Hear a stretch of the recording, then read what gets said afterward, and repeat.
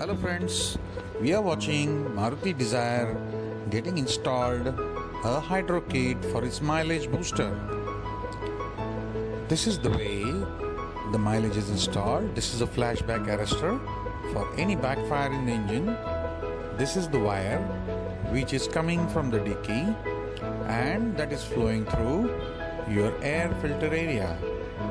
So there is no tampering in the engine.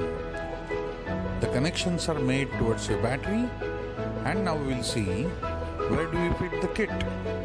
The kit is fitted in the dicky area and such a small size, very smaller than your CNG and very efficient than CNG. This is a kit with the refill bottle from which the hydrogen is generated through distilled water and it flows through your engine. And let's see what kind of space it takes. It takes a very small space.